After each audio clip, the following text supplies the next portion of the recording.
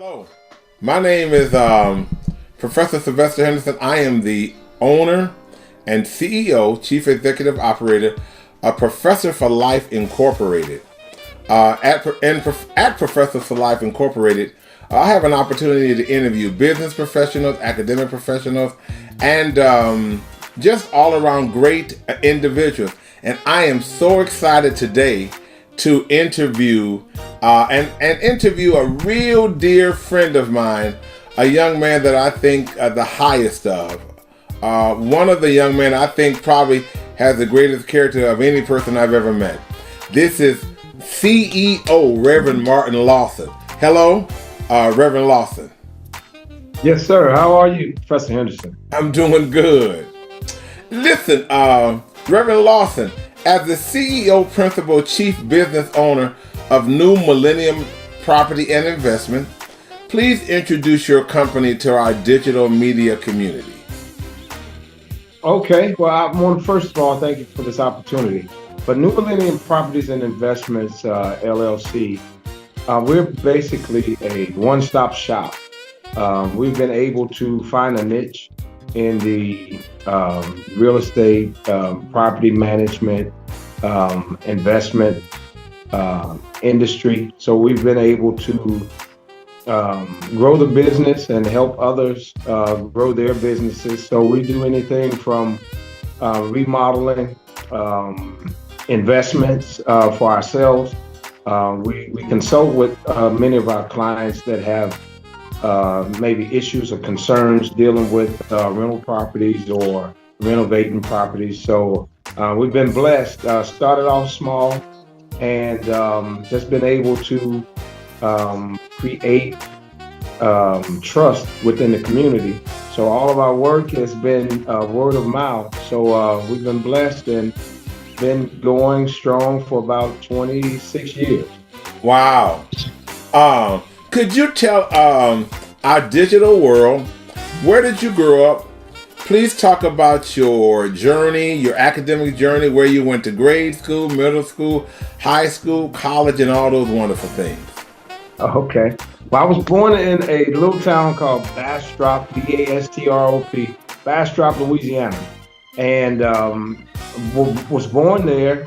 And my father, rest his soul, was a pastor.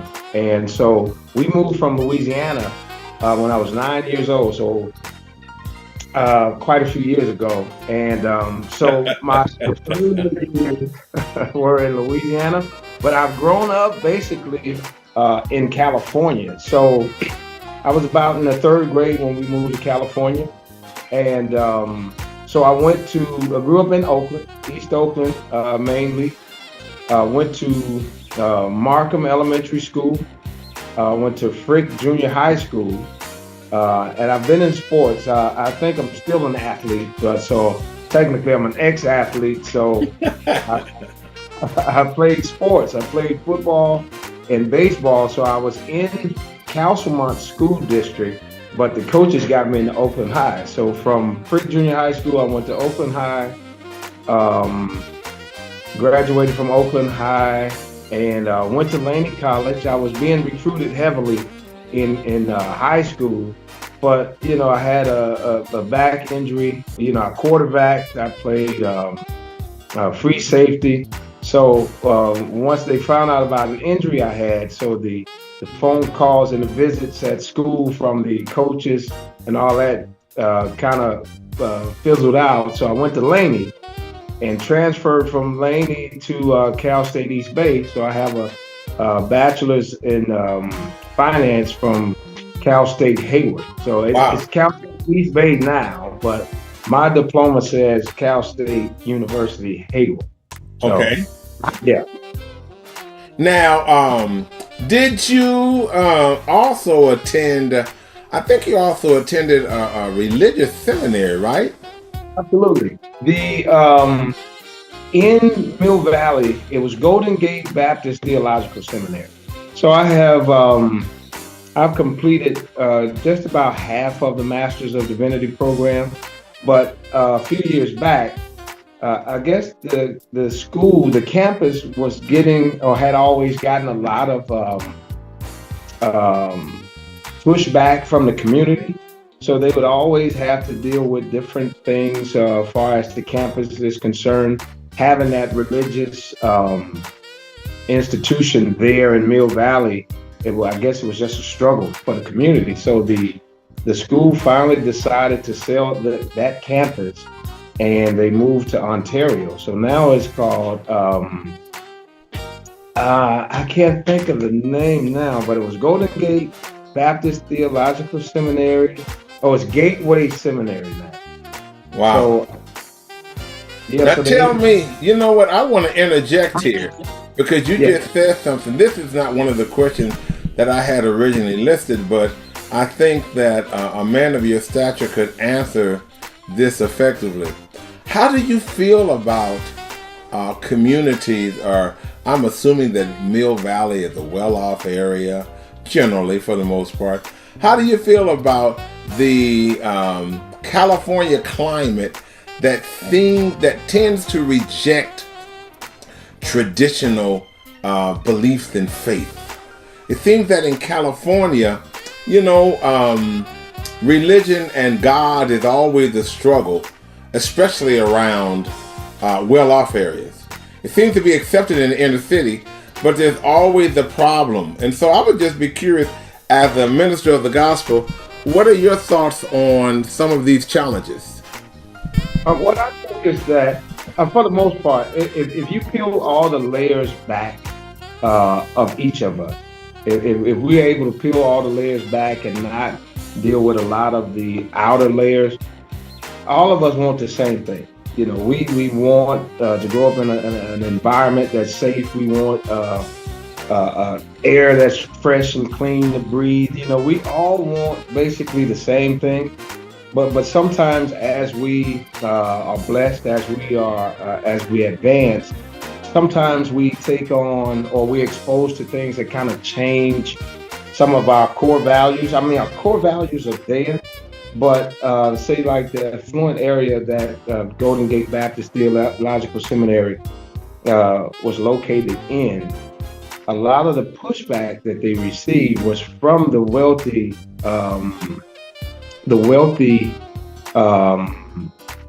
people in the neighborhood, and for whatever reason, they didn't want this religious seminary in that neighborhood. So I could not quite understand it originally, because people are people. If I talk to different individuals, we all have the same values. We have the same, may not be the same belief, but we all believe in something beyond ourselves.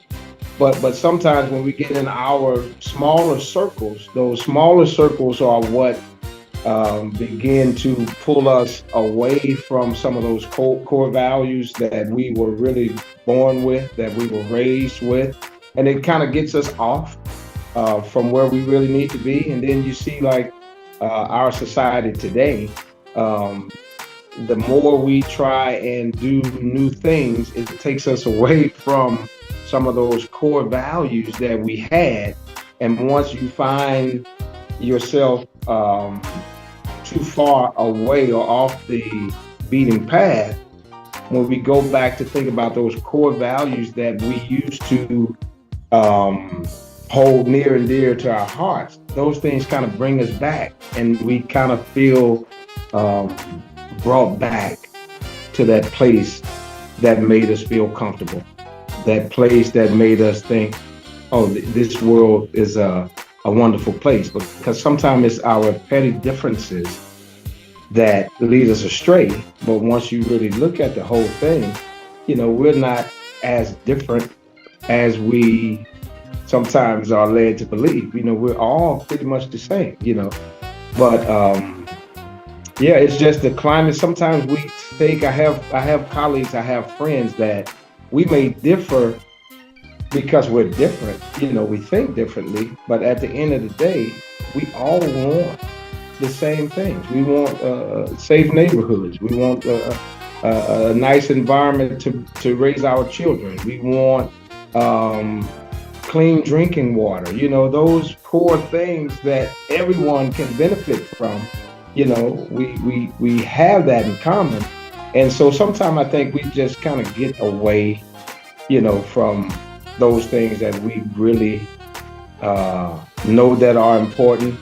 And then it takes situations that happen in life to help us realize, like, for instance, the whole COVID scare. When COVID came around, it just kind of threw us in disarray. So a lot of the things that we wanted to do, that we found value in, saying hello, shaking hands, hugging, being able to go shopping, to just get in your car and go different places. Once COVID happened, a lot of that stuff was taken away. And then we began to value those things that we kind of took for granted only because it was taken away. And sometimes I think it's unfortunate that things have to be taken away from us sometimes to realize that it's not these it's not these out of reach things that we really want. It's the simple things that we want. Be able to share a smile, to hug, to embrace. And so when we're able to get back to those things, in life, in my opinion, it becomes more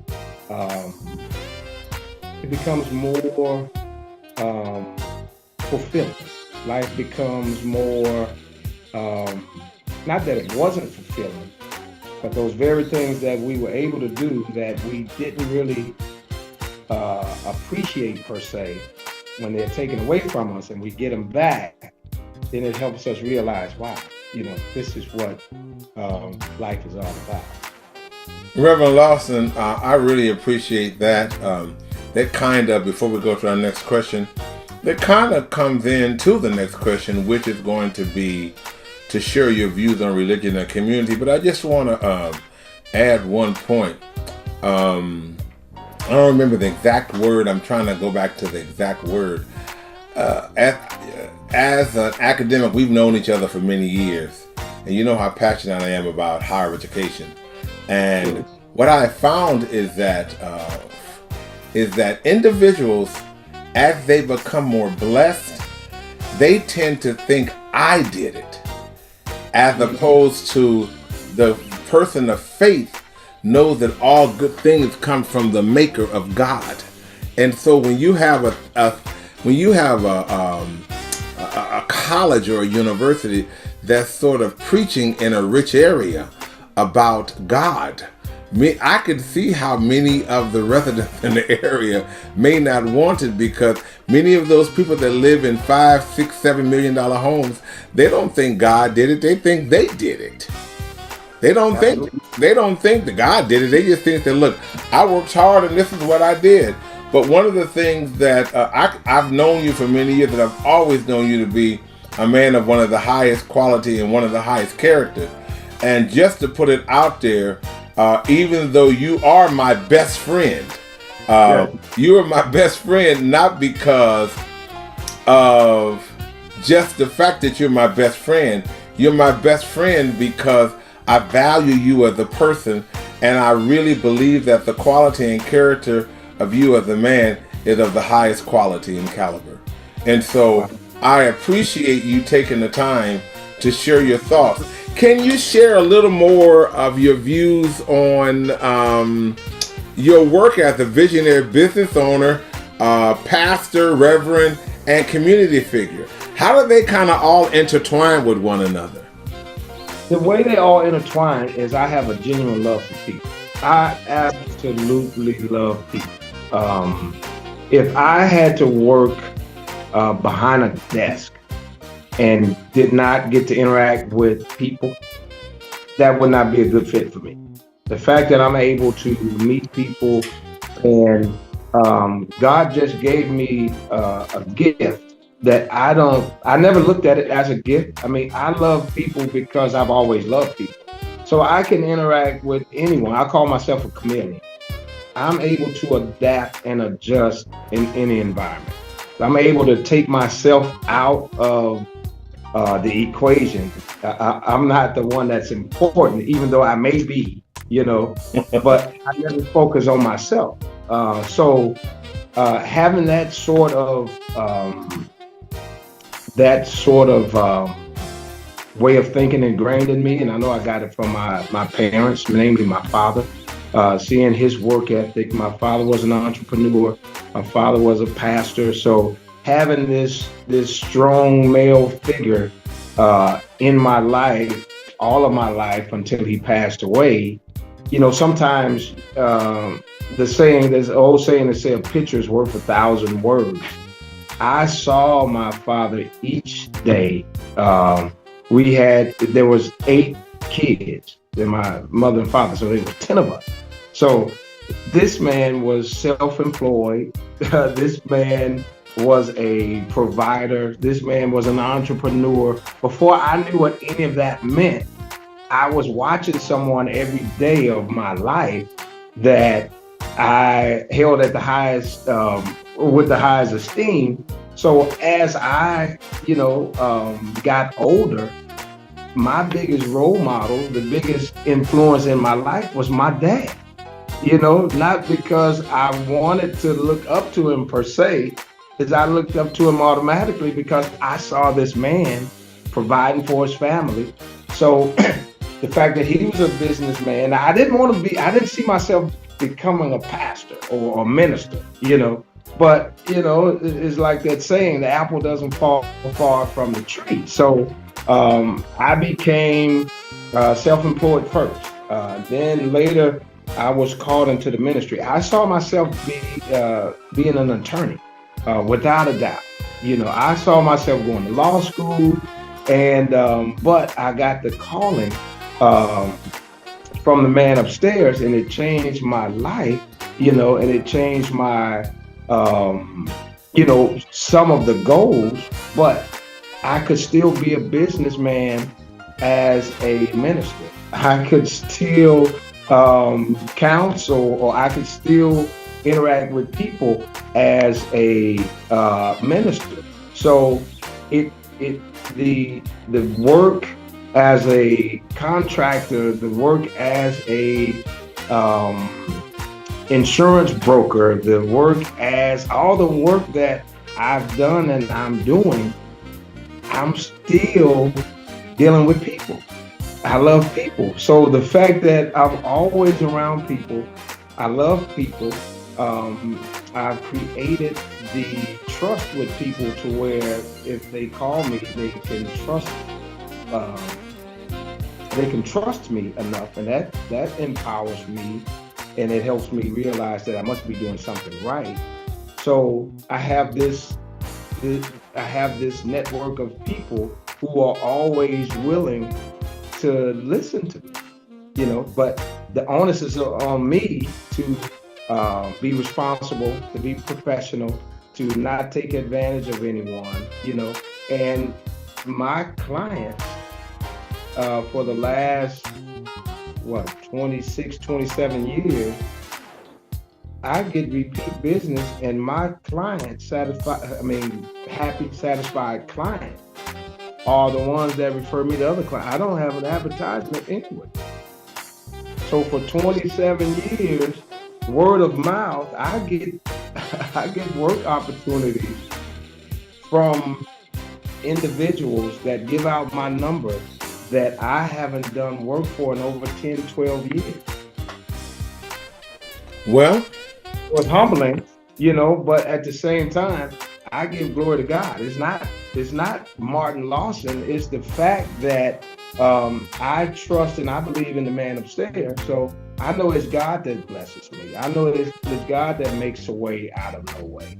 It's not me. He gives me the ability, as long as I'm humble, and I give him the glory. So, for me, that's been my success, is just being humble and realizing that, no, it's not me that's doing it. It's God that's giving me the strength. And but that makes me put my best foot forward and always respect people and treat people like my father would say, always treat people like you want to be treated. If you want people to treat you fairly, you have to treat people fairly. If you want people to deal with you honestly, you have to deal with people in an honest fashion. Well, I can always say you made the statement that you trust people, but know that a man such as myself who interfaced with millions of people, I've met many people, but I don't trust many people. But always know I trust you. I like one. That's right. I totally trust you, my man. How have your company contributed to your vision of business, God, and community? In particular, for instance, do you get a chance to maybe not use the word God per se, but demonstrate a faith-based Christian character that is a magnetic personality that people are drawn to, that brings them into your counsel, that helps you to serve the community? Without a doubt. What happens is that, now I'm not a person that is quick to promote myself. And maybe that's not the best thing. But I'm humble, I'm confident at the same time. But I'm always around people. I put it like this. God always puts me in front of people so that I can, number one, show him that I appreciate the place that he's placed me.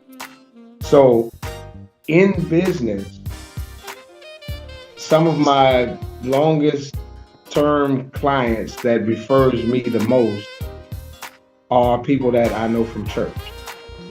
And I never look at the church or the congregants or the congregation as being a source of business.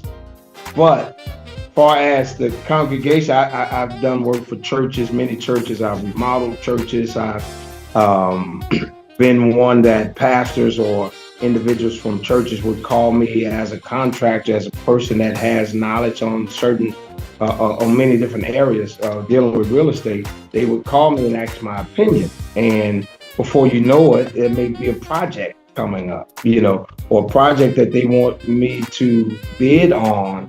And it stems a lot from knowing that I'm a believer, I'm a child of God, but then I have references to the Lord. So I'm able to interweave everything together. I never use the church or my relationship with God as though this is why you should do business with Martin Lawson. It would be more so that they have seen something within this guy. It's something about him that's leading us to want to see what he's all about. And before I do any work, I always give a list of references. I say, look, check my references first. Oh, you come highly recommended. I say, well, I'm still going to give you 5 references. So you check all of these things first. And if that checks out, then let's talk more. That brings me to my next question. As a minister of the gospel, business owner, but all around great community guy, what are some essential perspectives that you found in life from the good book? Well, treat people like you want to be treated. That is so, it sticks out so much in my mind. Because that's one of the building blocks, of Christianity. But just far as being a neighbor, if we were neighbors and I didn't know you at all, whether I like you or not, or whether you like me or not as a neighbor, it just makes good sense to treat you fairly.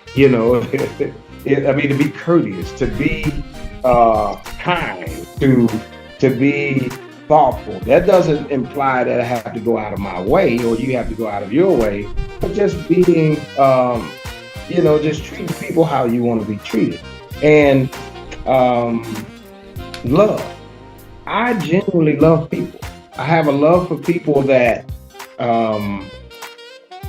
I don't know if I don't think I've learned it. I think it was just given to me. And the fact that it was given to me, I don't size up people based on academic or economic position or anything. To me, everyone is the same. So I'm able to not focus on things that people may focus on and just look at the individual. How can I be of help to this person, regardless of their age, regardless of their ethnicity? That doesn't matter to me. I'm more so concerned about the individual, about the person. And if I can be of help to that person, I found that that person never forgets.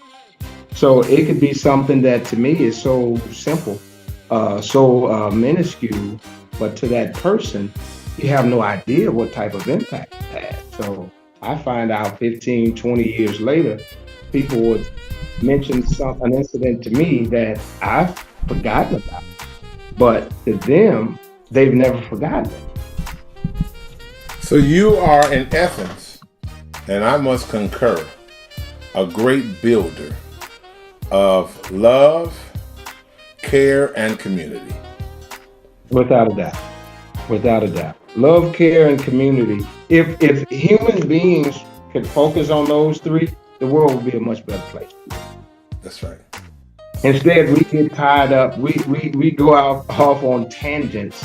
And what frustrates me the most, Professor Henderson, is many times friends, family, church members, colleagues, business partners, sometimes we get caught up in the minutia of the nothingness, the things that really don't matter.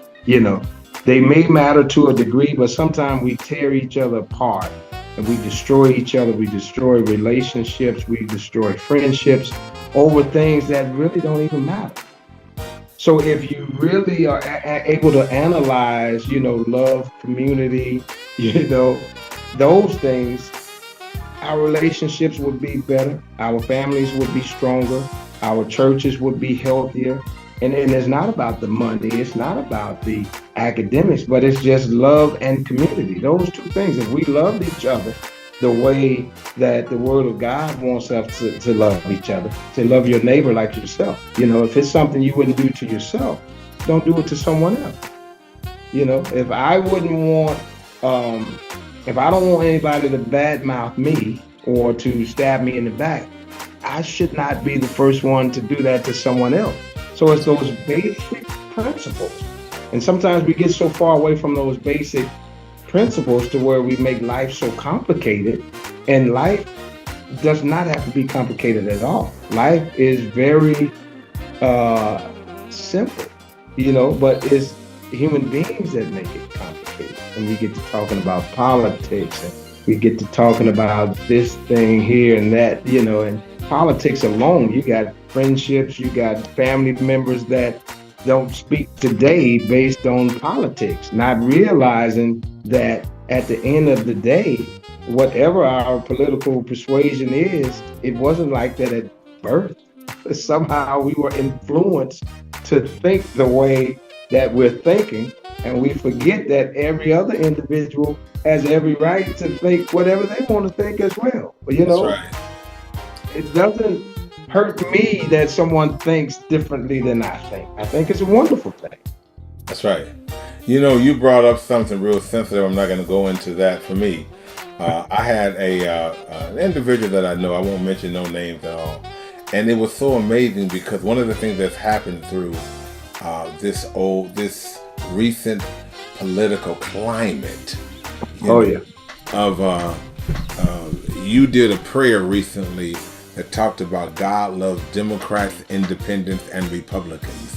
And I was so deeply touched by that, that I've spoken to you personally about that over and over, because I never understand how people are so angry at folks having different values and different understandings of their relationship and their belief in God and community and family. And I look at it like, you win sometimes, you lose sometimes, but you never take it so personal that you're willing to cut off relationships because, I may be an African American Republican. It's like to say that you're an African American Republican in today's society in certain regions is like it's like a something that you should be killed for. It's almost a crime, It's like a crime. Oh my God! You know what? You've left. How dare you do this? And so often, what I've learned in my life is that many of the values that I grew up with, I hold dear to my heart. But then there were some values that I grew up with that I realized I needed to change. And you've been instrumental in helping through many conversations, because we've known each other for so many years. You've been very instrumental in helping me to see that some of the values that I had were not healthy. And vice versa. You've helped me in the same vein. That's right. Yeah. And so I wanted to comment on that, because that I don't understand all of the venom around politics. I understand that people historically think that black is always tattered and torn and white is always privileged. And there is some truth to that. But there are often times where it's the opposite. It's oftentimes, I've met many great people who were people and they were not African Americans. I've met some lousy African Americans. I've met some Caucasian people in my life who I've learned over the years, they may speak different, they may have different vocal inflections, they may have different values, but they're good people. One time when I lived in Antioch, I remember we had some neighbors, and I never knew the neighbors, but I would always tell my wife at that time, they were just good people. I never really knew them that much, but they always struck me as just really kind people. So I don't want to get too much off on that, but I really appreciate your focus on care, community, and love. To me, that's a theme that you present in your life. To always love, to always have a reaching hand out to the community, and always love no matter what. Care, love, and community.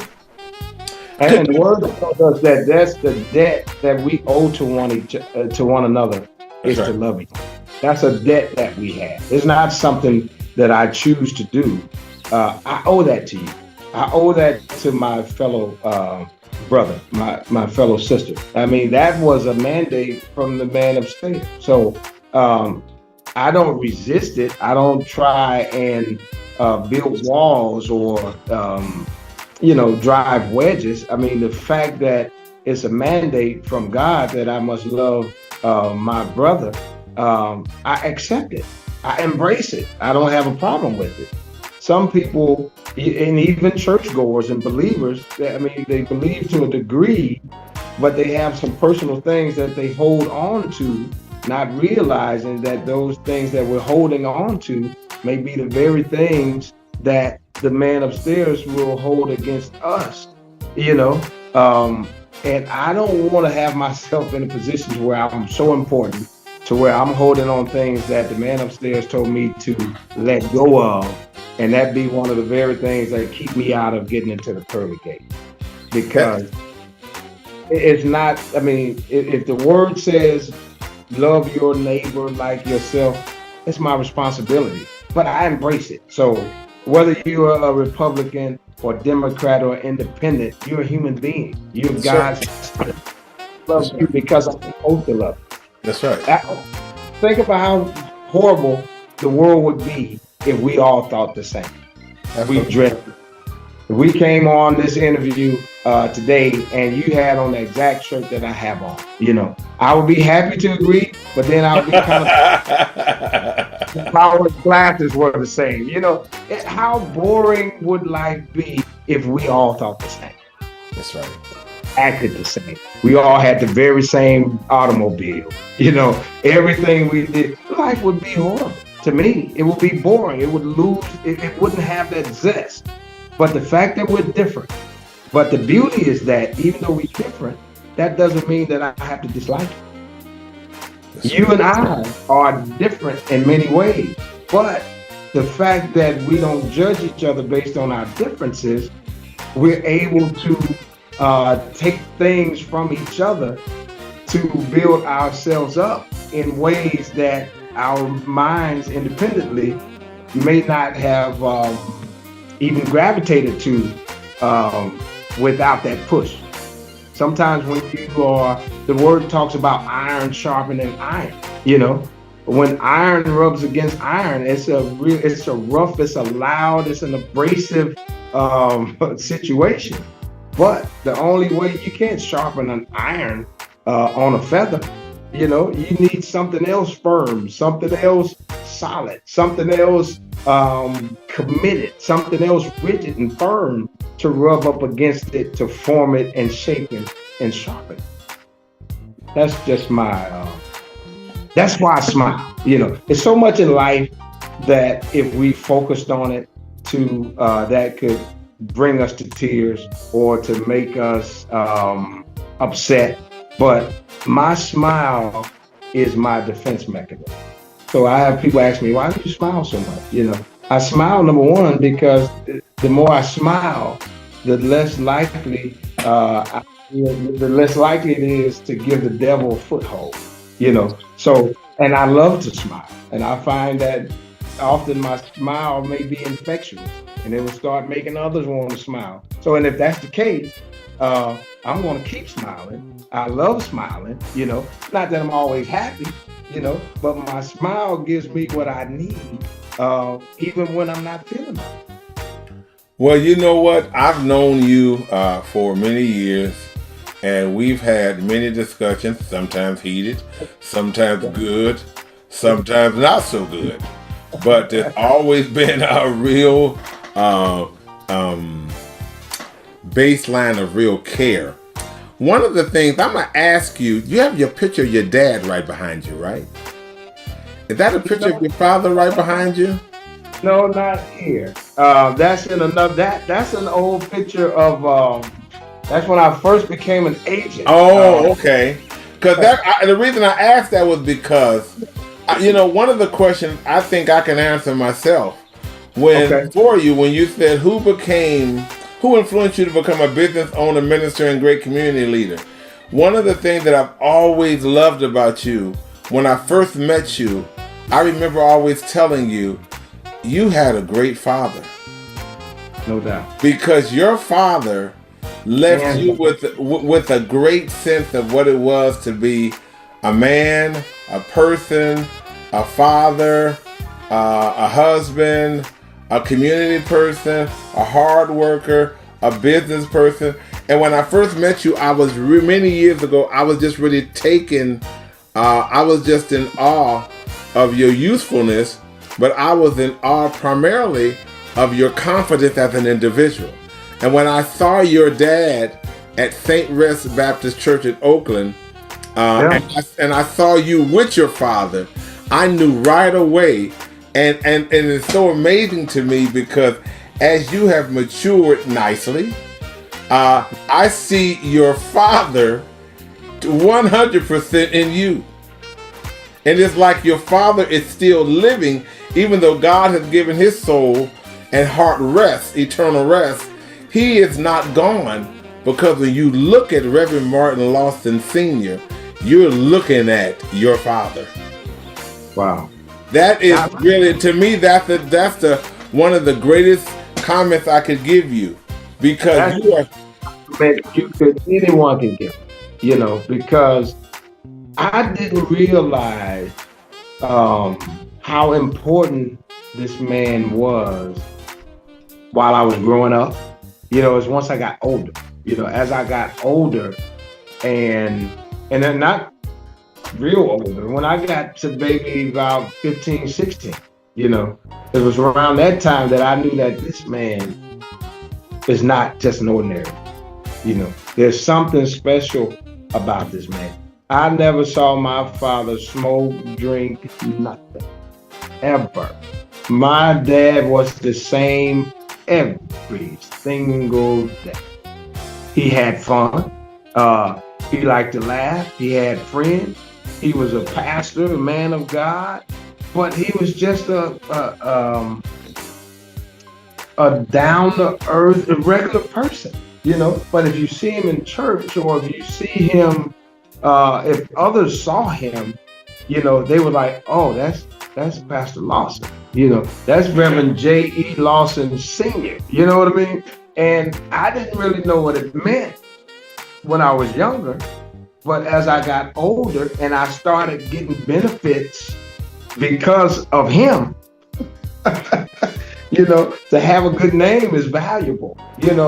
I'll never forget, I was preaching Sunday, 2 Sundays ago, and my high school English teacher was in the congregation.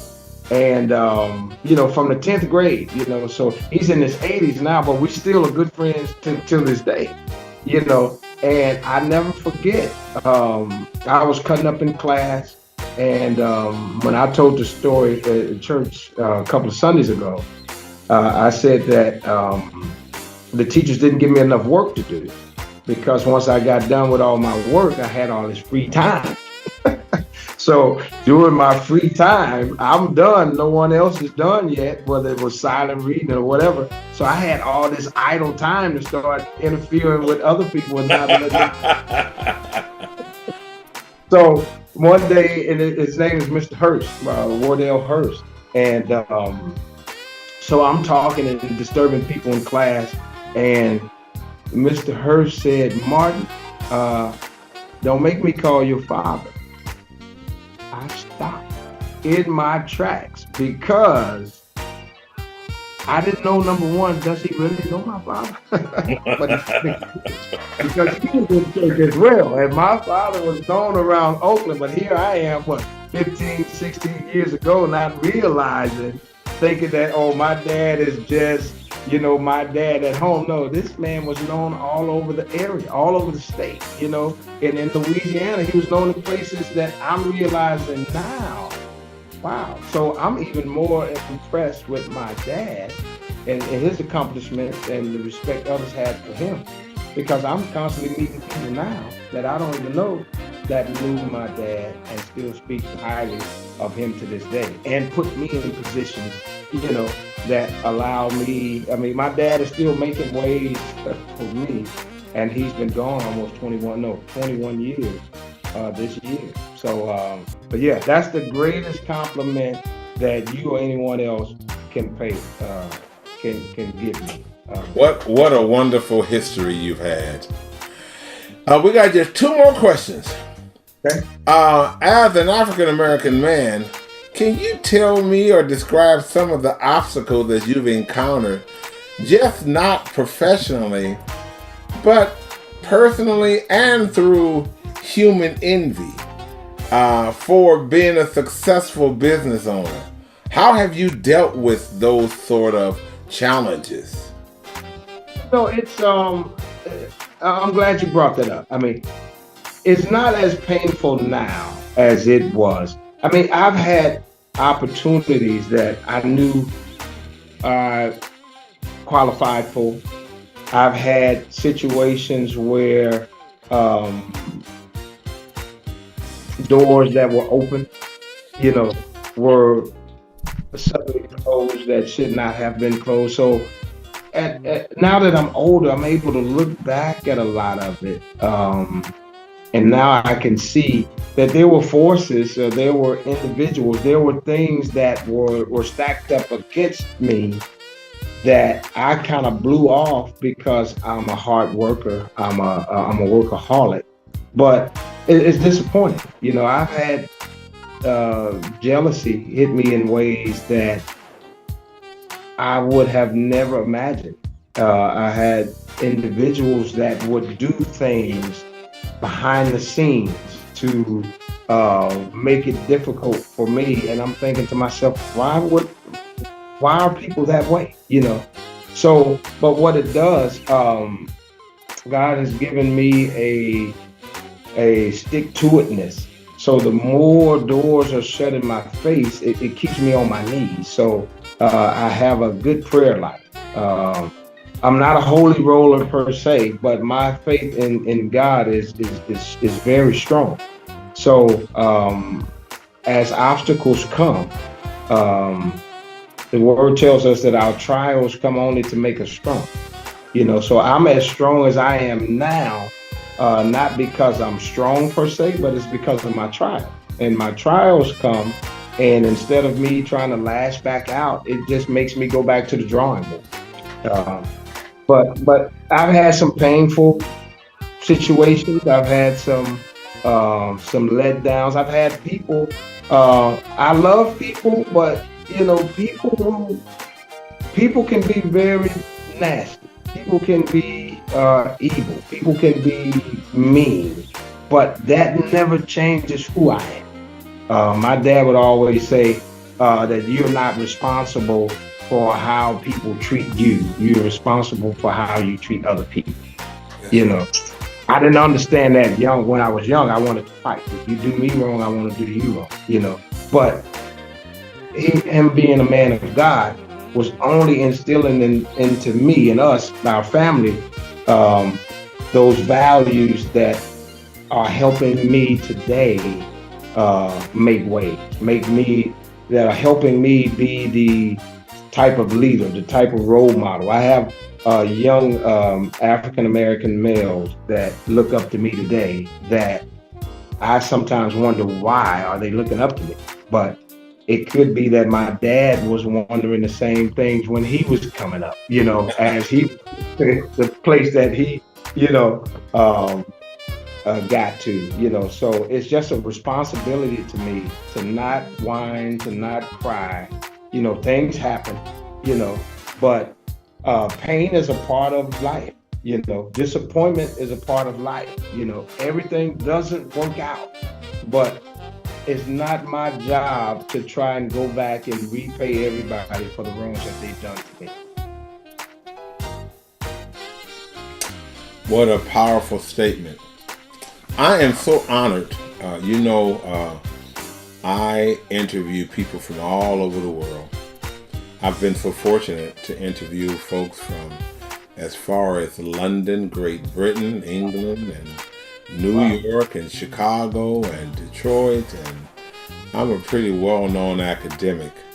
And I started this idea, Professor for Life Incorporated, because I noticed that everybody who were academics or professional generally, they always was complaining. And I thought to myself one day, including myself at times, I thought to myself, I think there's something wrong with us. Because, I was working around a lot of people that were making $250,000, $400,000, $600,000, $1 million a year. And life still wasn't happy enough for them. It was like every time they made $300,000, they wanted $350,000. If they made $350,000, they wanted $375,000. But one of the greatest things that I've told you all the time, and I'm Team Martin. And one of the things I've always told you as your friend, because I'll tell you good things and I'll tell you not so good things as well. I said, but when it comes to the quality of who you are, I deeply hold you in my heart as a valuable person and someone that I deeply love in my soul. And I always say, the thing I like about you is that you're the same person. If you have $500,000 in your pocket, you're the same person as if you're broke.